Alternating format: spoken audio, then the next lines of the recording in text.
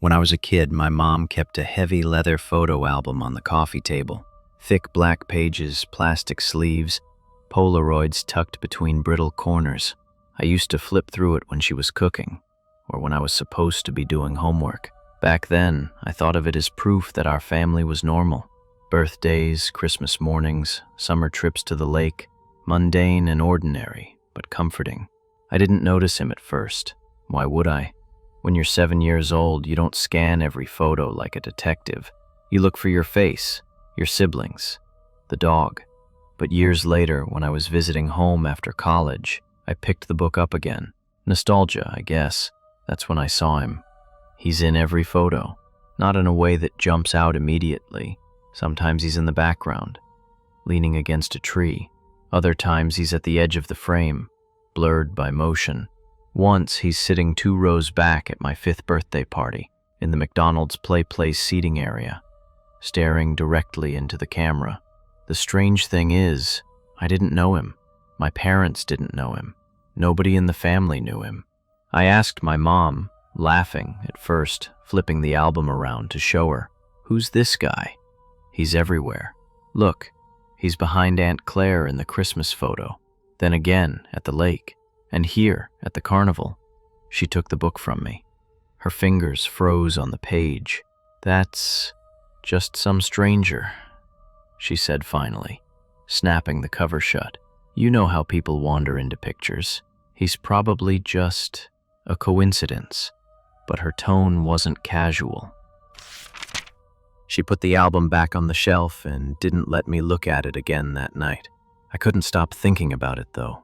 I lay in my childhood bedroom, staring at the ceiling, trying to reconstruct the photos in my head. He wasn't family, he wasn't a friend, he didn't even seem to age. His hair was always the same length, the same style. His clothes never really changed.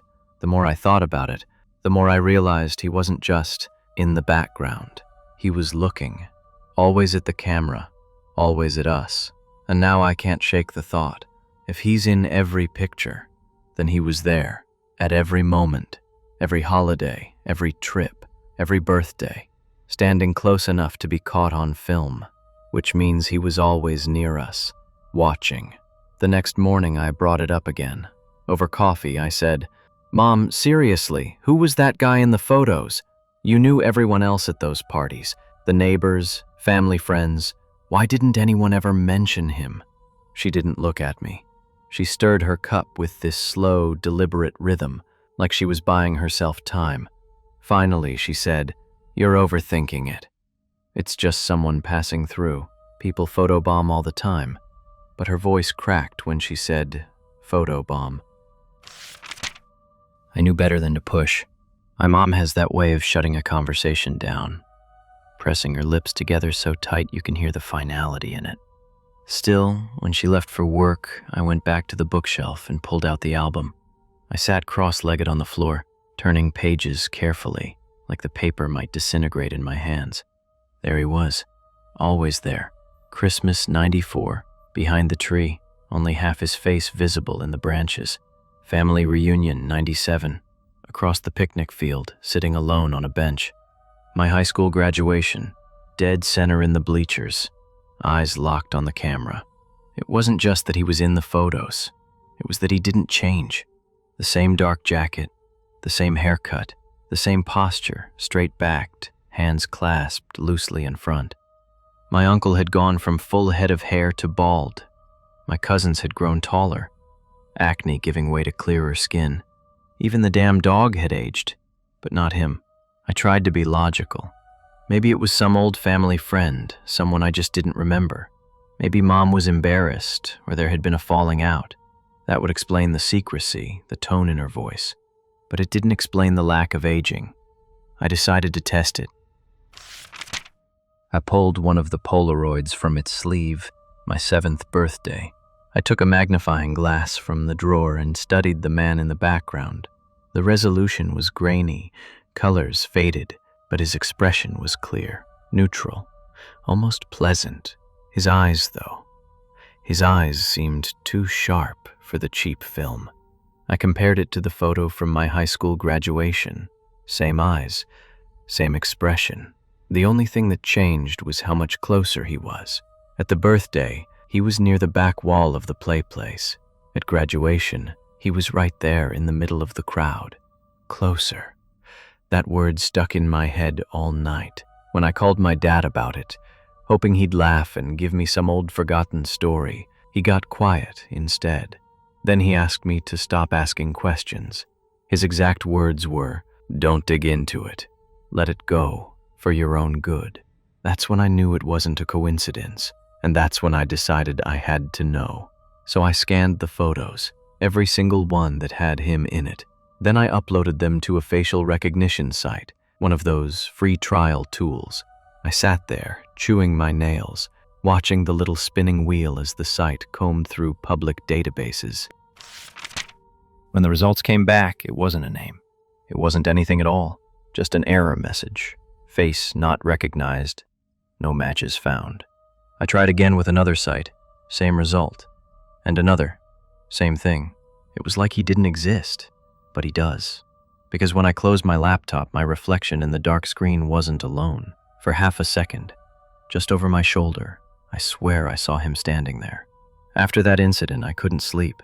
Every creak of the house felt amplified. Every shadow stretched too long. I ended up dragging the photo album upstairs to my old bedroom, setting it on the desk like it was some kind of evidence file.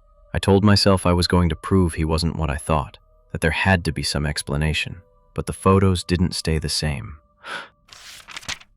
The first time I noticed, it was subtle. A snapshot from our trip to Niagara Falls. My dad holding me on his shoulders, water spraying in the background. I remembered that photo clearly because Dad had a goofy plastic poncho on. But now, the man was standing behind us.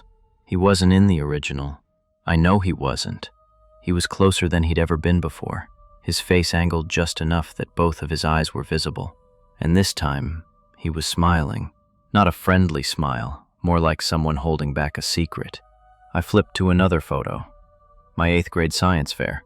The man had been in the back row before, blurry between parents.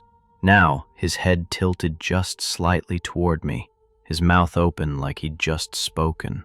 I felt sick. My palms started sweating, pages sticking as I turned faster and faster. Every picture had shifted, not in obvious ways. Nothing dramatic, nothing that would scream altered. Just little things. A glance, a lean. The man's body turned ever so slightly toward me, like he was aware I was looking at him. I shut the book and shoved it under my bed, but that didn't help, because the images were burned into my brain. I kept thinking about his eyes, sharp, too sharp, the way they seemed to cut through the blur of cheap cameras. That night, I dreamed I was flipping through the album again, but instead of birthdays or vacations, every page was a photo of me, right there in my room, taken from just outside the window.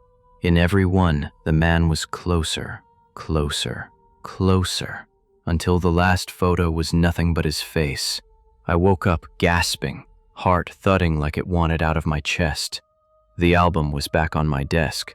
I know I shoved it under the bed. I remember the scrape of cardboard against carpet, but there it was, sitting upright, open to the graduation photo. And this time, the man wasn't in the crowd. He was standing on stage, next to me.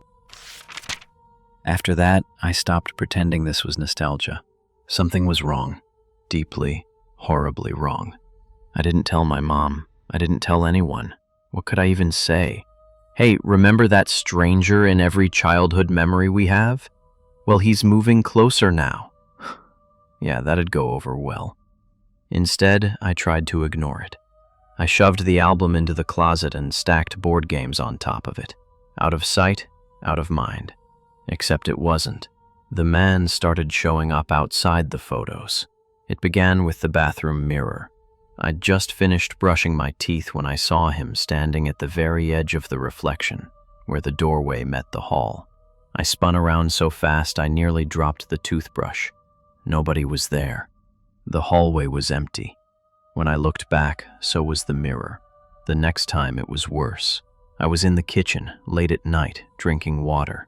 The window above the sink looked out into the backyard. Dark, empty, nothing but trees. Except not empty. A figure was standing at the tree line, perfectly still. I didn't need the details to know it was him.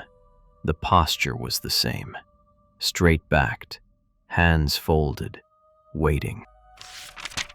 I backed away, heart hammering, telling myself it was just a trick of the dark, some shadow. But when I blinked, his head tilted, slow, deliberate, like he knew I was watching. I yanked the curtains shut and didn't open them again. From then on, reflections betrayed me. Every dark screen, every pane of glass, I'd see him behind me, just far enough that I couldn't make out all the details. But I felt him, the weight of his gaze pressed down like a hand on my shoulder. I started covering mirrors. I unplugged the TV. I left the laptop lid closed. Still, I couldn't escape him, because he wasn't just showing up in the house anymore. He was interacting with the album. One night, I heard rustling from the closet, soft, like pages turning. I froze in bed, every muscle locking. The sound went on for a minute, then stopped. When I finally forced myself to look, the closet door was cracked open. The board games I'd stacked on top of the album were scattered across the floor, and the album itself was lying open, pages fluttering as if from a breeze. I crept closer, every instinct screaming to stop, and I saw what page it had landed on. Not a childhood memory, not a holiday. It was a photo I'd never seen before. Me, sitting in my bed, now, and in the bottom corner of the frame, half in shadow, the man was standing inside my room. I couldn't take it anymore. The album, the photos changing, the man pressing into my house, none of it made sense. There had to be an explanation, some missing piece. So I confronted my mom. She was in the living room, folding laundry, when I dropped the album on the coffee table. The thud made her flinch. She looked at it like I'd just set down a dead animal. "Tell me who he is," I demanded. My voice shook, but I didn't care. "The man. He's in every picture. And don't tell me it's a coincidence because he's in ones that didn't even exist before." Her hands tightened on a towel until her knuckles went white. She didn't answer. "Mom," I pressed. "Please, just tell me the truth." Finally, she set the towel down and sank onto the couch. For the first time in my life, she looked old, tired, like she'd been holding something in for decades and it had finally rotted her from the inside. "I hoped you wouldn't notice," she whispered. "We all hoped." My skin went cold. "We?" She nodded slowly. "Your grandmother, your uncle, your father, and me. We never talk about him. That's the rule. You don't say his name, you don't point him out, you don't acknowledge him. Because if you do, he notices you back." Her eyes glistened. She looked at me the way someone looks at a terminal patient. Grief already there. "Why is he in our pictures?" I asked. Mom shook her head. "He's always been in our family. Always. As far back as the albums go. Every generation he's there. Weddings, funerals, baptisms. Sometimes he's just a blur. Sometimes he's closer." She covered her mouth, like she regretted saying that much. I leaned forward. "What does he want?" Her hand dropped into her lap. She didn't answer. "Mom," my voice cracked. "What does he want?" She whispered it so faintly I almost didn't hear. "He chooses." I felt sick. Chooses what? Her eyes darted to the album. Who stays? Who doesn't? My stomach turned. Suddenly, pieces clicked together that I'd never questioned before. My cousin Danny, who disappeared when I was 10. The way relatives never talked about him. The empty chair at the holidays nobody mentioned. I remembered once when I was little, asking about him. My grandma had snapped. "We don't talk about Danny." I'd thought it was grief, but now I wondered if it was fear. Because when I flipped to the family reunion photo, the one where we'd all gathered at the park, I noticed something I hadn't before. Danny was in that photo, smiling, holding a frisbee, but in the copy I held now, he wasn't. The man was standing in his place. I couldn't breathe. Danny wasn't in the photo anymore, just gone, erased like he'd never existed. And the man, standing where he'd been, looked sharper than ever, clearer than anyone else in the picture. I slammed the album shut and backed away. "Mom, we can't just ignore this. He's here. He's here." She wouldn't look at me. "The more you fight, the faster it happens. You've already seen too much." "What happens?" Her eyes filled with tears. She shook her head. "I'm so sorry, sweetheart." That's when I heard it. A click. The unmistakable sound of a camera shutter, faint, coming from somewhere inside the house. I froze. "Did you hear that?" Mom's face crumpled. "He's already chosen." I spun toward the sound. The hallway was empty, shadows stretching long. My pulse roared in my ears as I crept toward my bedroom. The album was waiting for me on the desk, open, pages fluttering, though there was no breeze. Another click. I looked down. There, on the fresh page, was a new Polaroid, still developing, the chemical haze fading into an image. Me, standing in the hallway, right now. Behind me, in the photo, the man was closer than ever, not blurred, not distant. His hand was outstretched, almost touching my shoulder. Click. Another Polaroid slid onto the page by itself. This one showed me staring at the photo I was holding, my own face pale, horrified, and behind me, no longer reaching, he was gripping my shoulder. I dropped the book and stumbled back, heart slamming against my ribs. The lights flickered, and then the mirror across the room began to ripple, not like glass breaking, like water, like something was pressing through. A hand emerged first, pale, thin, fingers too long. They pressed against the glass, then curled around the frame. I couldn't move. My legs locked as his face pushed forward, stretching the surface until it tore open with a sound like wet fabric ripping. He stepped through. He was exactly as he appeared in every photo. Dark jacket, neat hair, expression calm. Only now he was inches away. "Why?" I choked out. My voice sounded tiny, useless. He tilted his head, studying me with those sharp, unblinking eyes. And then, slowly, deliberately, he raised the old camera hanging from his neck. Click. The flash blinded me. For a second I saw nothing, just white. When my vision cleared, I wasn't in my room anymore. I was in the photo album. I could see my mom standing over the book, crying. I could see my own face, frozen mid-scream, trapped behind the glossy surface. And behind me, already stepping into the frame, was the man. Closer. Always getting closer. And with that, the story comes to an end. Reading it, I couldn't shake a feeling of unease, a strange kind of horror, as if the line between memory and reality is far thinner than we like to think. The story makes you wonder how much our memories, photographs, and perceptions of the past might be hiding secrets we aren't even aware of.